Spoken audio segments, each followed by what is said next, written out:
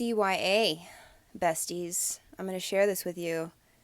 It's life-changing. I actually learned this from one of my enemies, and I don't really believe in enemies, but when they're trying to kill you. Seriously. CYA. What does it stand for? Cover your ass. This came about in a time where I just simply wasn't. I was going about my life really codependently. When it came to taking care of myself, that was kind of like up to other people. I really didn't know myself, and it made me have a lot of anxiety. I was super willing to come into a more sustainable lifestyle because I was tired of suffering. Now, one of the things that I've really learned is that we must really choose our lives down to the very smallest detail. I mean, yeah, don't get me wrong, Spirit's in charge, the great Spirit, but we're co-creators, and when we get really focused on what we're intentionally creating, we can make miracles happen. So, a miracle that happened for me was that I became self-sustainable. This was not easy at all. And you guys see me, I'm out here in a trailer, so it's not glamorous. And speaking of glamorous, one of the biggest things that has helped me become more stable and be able to, take care of myself, i.e., CYA, it's the smallest mundane things like chores. I've noticed living off grid, we're doing chores, like those basic needs. Something really amazing happens when we become very present during these chores. This is what is making me be reliable on myself. Like, I'm doing the work that other people would have done, and that is creating self-sustainability. That's the gold. That's what we're going for when we're talking about CYA. The thing that really has challenged me, it's not a challenge anymore. I think I've moved past this. But the universe really had a question for me when I was younger. Do you want vanity or do you want value? I love glitter and shiny things and pretty things, luxurious experiences. I like bougie. I'm from bougie, and there's nothing wrong with that. It's all the material world, and it's all based off your identification with it. But Spirit was really wanting me to take a step back. What is going to be a long-term investment? What will CYA? And I had to think about that. Do I really want to do, the vanity lifestyle? Push really, strongly into that matrix and focus on my image? Or are you going to invest in your value, your true worth, which is probably something a little bit deeper than your skin and your external?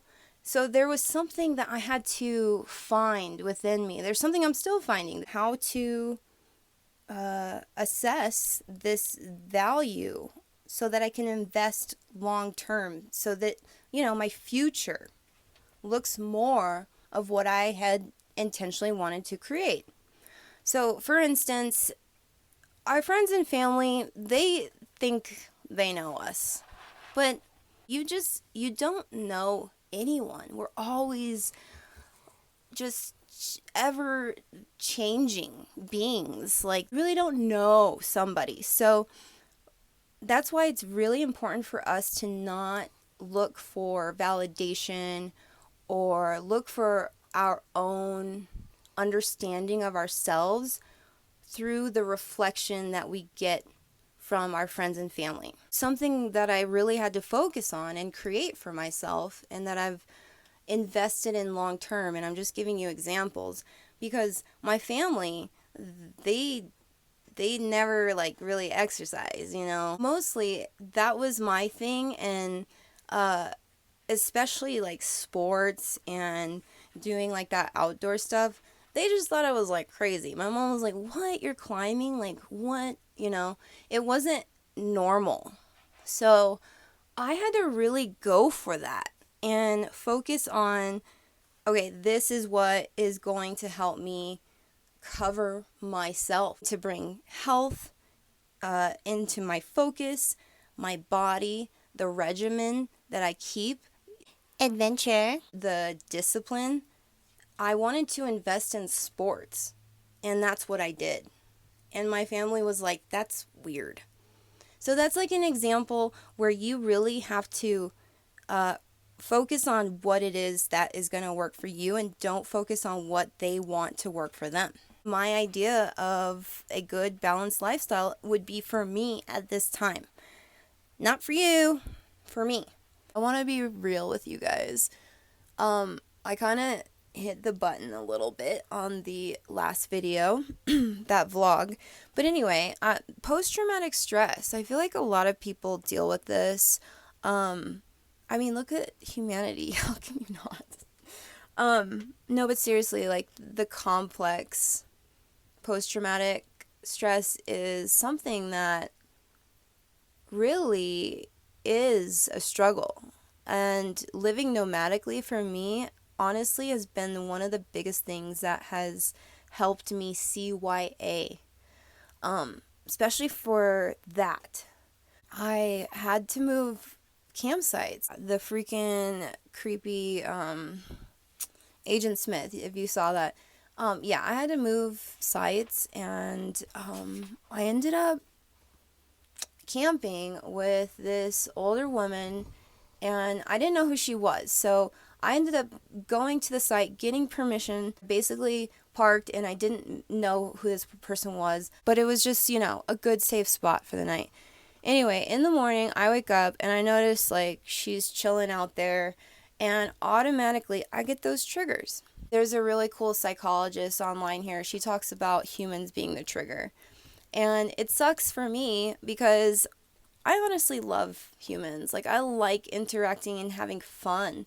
But when it's just a weird situation, that trigger can sometimes come up. And it did, because I was just like, well, you know, I am used to camping alone and I wanted to be free, and, you know, I just want to isolate, and now I have to wake up and meet this person, and, you know, all of that stuff. And I looked over at Opie, and he's just like, get up, Mom. Like, I know you're struggling. I ended up meeting her. And for all my climbing people here, she's like a doppelganger of Lynn Hill. And she's literally a big wall climber. She's amazing. And she just was so chill. And I thought to myself, wow, I'm like in the mountains right now with a climber, and we just camped, and it was cool. We CYA when we push past those difficult barriers. You know, for me, showing up, meeting that woman, having that human socialization, that was healthy, and that's what was needed, and I'm really glad that I was strong enough to show up. Yeah, thank the creeper for helping me meet my people.